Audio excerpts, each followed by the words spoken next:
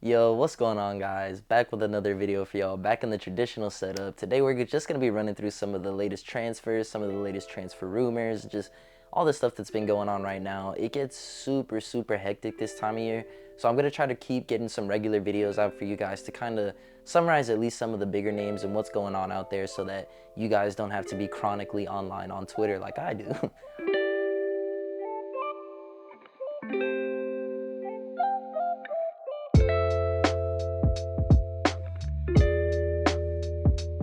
So we're going to start it off with probably the biggest name in the world of football right now, Kylian Mbappe, and just the whole, it seems like every year we got a whole new drama saga that's going on with this guy over in Paris right now. So I'm going to kind of give you guys the latest on what we know with Mbappe and his transfer status.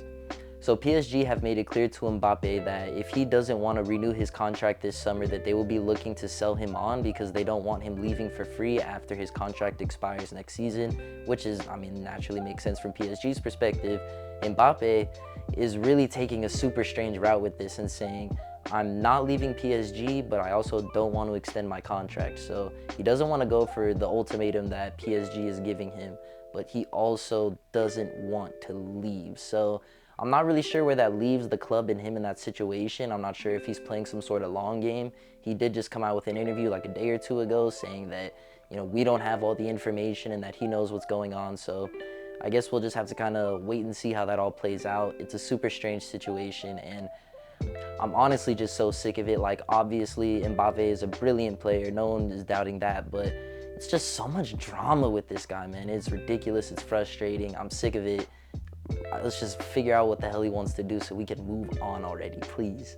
So going into someone who I think is going to be a future teammate of Mbappe, we're going to be talking about Jude Bellingham. And what an amazing signing this is for Real Madrid. All credit to Florentino Perez, who, everything he's done with the Super League and everything. I really can't stand the guy, but frankly, his transfer business over the last few seasons, really ever since the Neymar deal didn't go his way, it feels like he really took that personally, because ever since then, they really have not missed on a wonder kid. They get anyone that they want. That midfield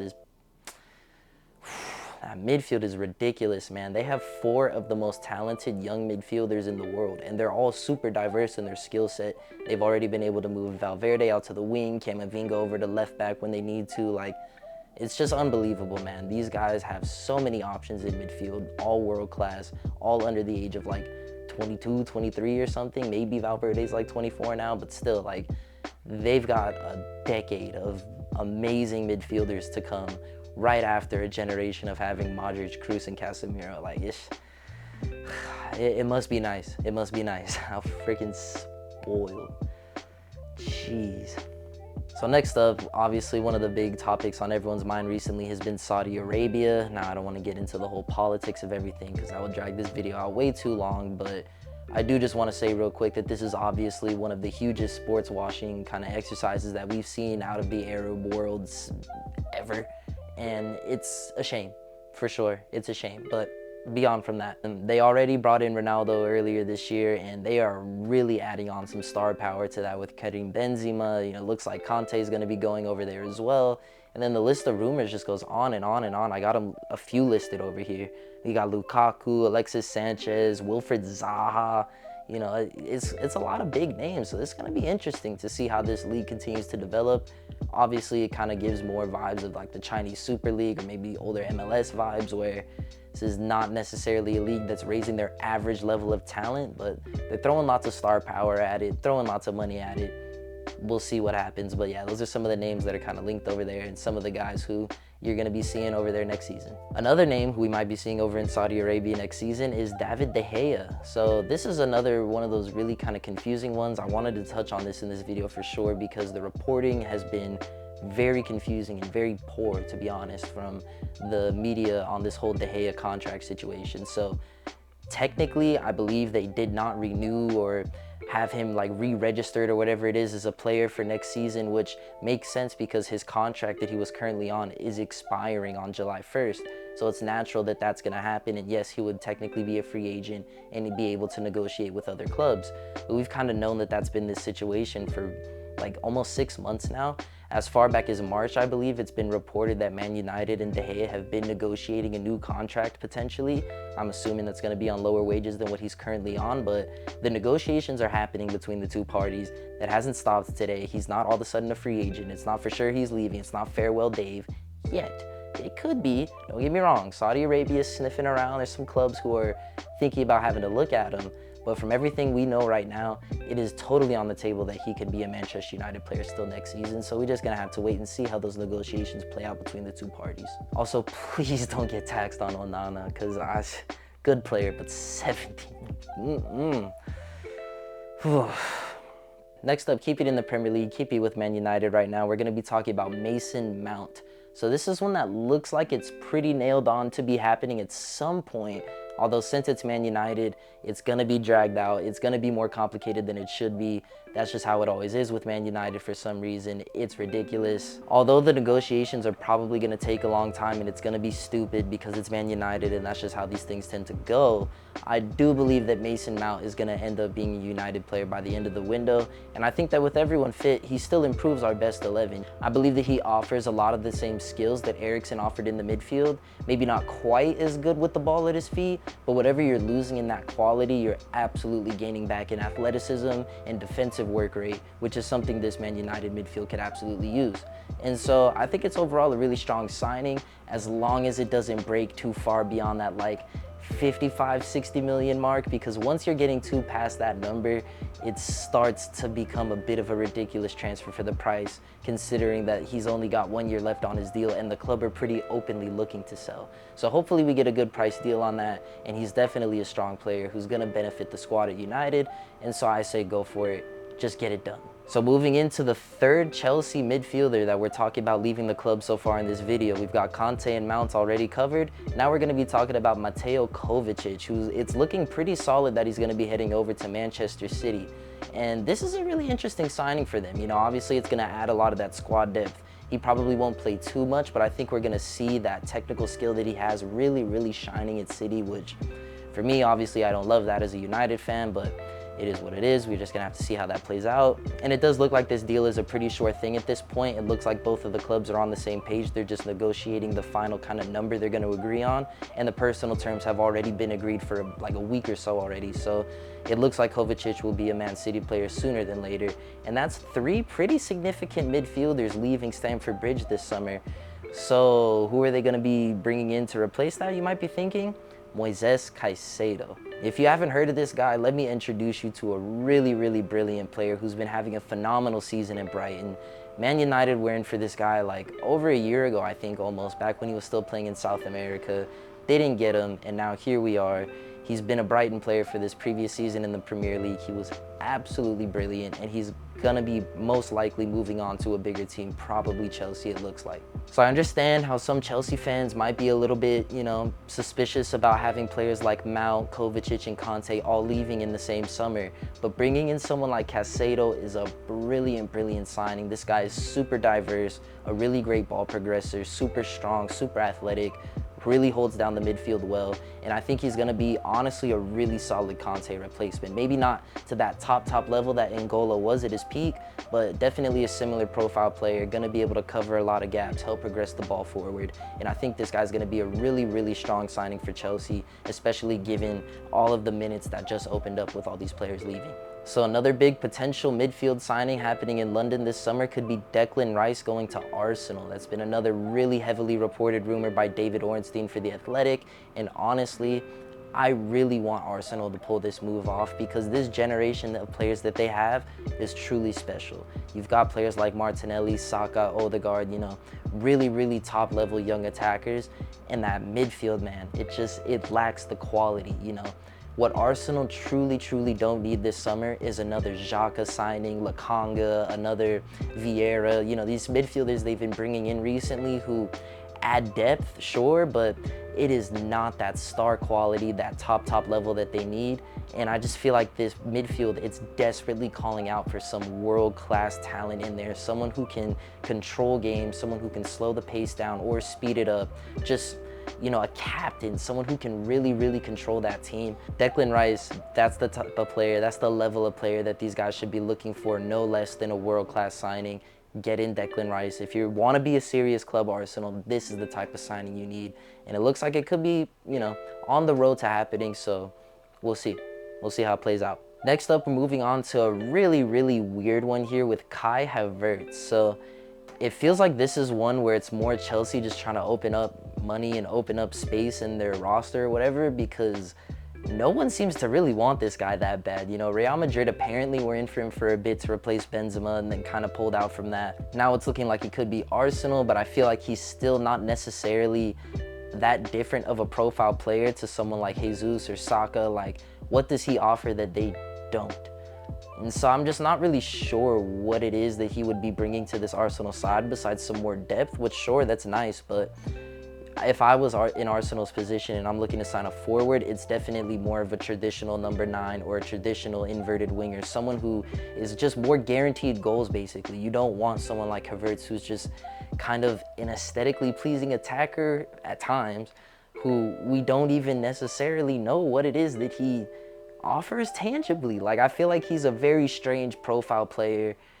I personally, if I was in Havertz's shoes, I think it's time for him to take a slight step back to more of a upper Europa League level, lower level Champions League club like a Leverkusen where he was previously, and build his name back up, build his confidence back up, get his profile understood better by the coaches around Europe so he can get a big transfer before it's too late and he can become a star in a team like we all know he has the potential to do. It's just, I don't know, he's got to figure out who he is as a player and what he wants to offer to a team, because I don't know. Maybe I just don't watch him enough, but I don't know what it is Arsenal fans would be excited for him to add. And I feel the same way about Madrid, and I don't know. It's a strange signing, and yeah, I hope he finds his way because the potential is huge, but we'll see. So I got a couple more Premier League signings I wanted to run through here. Alexis McAllister is going to Liverpool for around 30-ish million, which really, really solid signing for the price especially. The guy's a really talented player. I'm not entirely sure how he fits into this Liverpool team. I feel like he's more of an advanced midfielder, more of a 10. A 10 with a great work rate, don't get me wrong, but not necessarily the traditional 8 that we've seen thrive at Liverpool recently, where it's more these defensive work rate midfielders that are able to cover for these fullbacks who are super advanced. I'm not necessarily sure he fits into that system. We'll have to see how it all kind of plays out, but regardless, he should be an improvement on players like Harvey Elliott and Thiago Alcantara, who still got pretty significant minutes last season. And the final Premier League signing we got here is Youri Tielemans leaving Leicester City, the relegation-bound team, for Aston Villa. And I think that this is a really good signing for them as well. You've got someone here who's a different profile to anything else that they've got currently in that midfield setup. Douglas Luiz, much more of a holder, kind of destroyer type player. Jacob Ramsey is a bit more of a kind of free roaming, attacking 8. I really like what he offers, but someone with more control, someone who can slow the game down a bit if you come up against the low block, someone who can have those long range passes or long shots to help beat that, help pull players out of position. I just think he offers something different to this Villa team, and I think that this is the type of environment that he could thrive in. A little bit more room for him to kind of show his quality, somewhere where he'll be appreciated a bit more rather than having to compete with the likes of Maddison and Vardy and stuff for the, love and affection of the fans and the manager and stuff. Like, Youri's going to step in and be one of the guys in this team, in my opinion, at least quality-wise. And I really hope that we see him come back to that top level that we know he has, because he's such a talented player. One of my personal favorites as a wonder kid, watching him all the way back since Anderlecht. And so I really hope that he's able to kick on this season at Villa. And with the way that Emery has him playing, I think, he could look really good this season. So that's one I would definitely keep my eye on as a comeback player of this season potentially next year, because he definitely was not looking great with Leicester this season. So I just got a few more that I kind of wanted to throw in at the end of this video, a few random ones. These are some transfers that I think are definitely going to catch a lot of people off guard if you're not paying as much attention as someone such as myself is. And so we're going to start off with Houssem Aouar, who pronunciation is a definite miss on that, but we're just going to roll with it. So he went to Roma on a free, and this guy is such an elite technical footballer. Like, I just love watching him dribble. He's so talented. And I think the way that this Roma team has been kicking on, they could definitely use that type of quality in midfield, someone who can really inject some energy into their transition. And I think that's exactly what Aouar is going to offer in that midfield alongside guys like Pellegrini and Matic, you know, a bit more sturdy, typical Italian style midfielders. I think Aouar is going to be a great creator for this team. I can't wait to watch him link up with Dybala. And yeah, I think that's a really great signing. Another great signing by Roma, who's been doing some really good stuff in the transfer market lately, for sure. Credit to them. Next, we're going to be looking at apparently this is Messi's replacement at PSG, Marco Asensio. I'm not really sure how to feel about this signing. I don't know what it is that he adds to this PSG team. He can definitely strike a ball really clean, you know. He's a good player, and I'm sure he'll do well in Ligue 1, but it's definitely not the quality you would have expected from a team like PSG to be bringing in to replace someone the likes of Messi. But then again, this is someone who's going to fall in line with the squad a lot more. I think be a lot easier of a personality to, you know, keep happy with Mbappe and everyone else in the team. So I guess from that side of things, maybe it works out well. I know there's a lot of Spanish speakers in the team, so it could work out with that as well. I don't know. It was just a weird signing. I wanted to throw it in there as one of those ones that people might have missed, might not have seen, and it's going to be a weird name to see playing for PSG next season. And yeah, I don't know how to feel about it. The very last name on this list, if you made it this far, you're a GOAT. We're going to be talking about Mohamed Kudus, and I saved this guy for last because this is for the people who truly, truly know ball. This is for you guys up here. This is one of my favorite wonder kids in the world. He's playing for Ajax right now. It's not too low-key anymore. I feel like at the start of this previous season, when I was watching, it was a bit more kind of the low-key days. Now it's like at least a good amount of people who follow the whole wonder kid scene know about this guy. But he's a Ghanaian teenager who's been ripping up the Eredivisie. Brilliant left foot. He's got a great low center of gravity. He's so rapid on the ball. I love his dribbling style. He can really strike the ball with that left foot, and it is just so aesthetically pleasing to watch. And he's really added that killer instinct this previous season. There's a new level of confidence, and I just can't wait to see where he ends up, because I think it's going to be a top club in Europe that ends up bagging his signature. And I think if he ends up in the right situation for him, we could be looking at a serious talent.